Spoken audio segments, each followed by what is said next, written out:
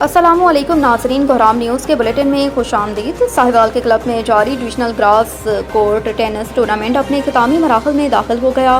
Final match جمعہ 26 ستمبر کو کھیلا جائے گا، جس کے مہمان خصوصی کمشنر ساہیوال ڈویژن اور صدر ساہیوال کلب ڈاکٹر آصف طفیل ہوں گے۔ فائنل آصف رؤف اور شیخ زیشان کی ٹیم کا مقابلہ ڈاکٹر علی اور حذیفہ کی ٹیم سے ہوگا۔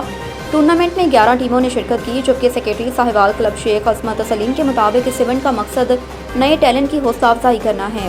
ادھر ڈائریکٹر ڈیولپمنٹ اینڈ فائنانس شفیق احمد ڈوگر نے ساہیوال ٹیچنگ ہسپتال کا اچانک دورہ کیا، مریضوں کو فراہم کی جانے والی سہولیات کا جائزہ لیا۔ ان کے مطابق ہسپتال میں موجود MRI مشین کو مکمل طور پر فعال کر دیا۔ شفیق احمد ڈوگر نے مریضوں اور لواحقین سے ملاقات بھی کی، ہدایت دی کہ بہترین طبی سہولیات ہر صورت یقینی بنائی جائے۔ آخر میں director life stock Sahiwal doctor Rana Abdul Rauf نے سیلاب سے متاثرہ علاقوں میں قائم 36 لائف اسٹاک ریلیف کیمپس کا دورہ کیا۔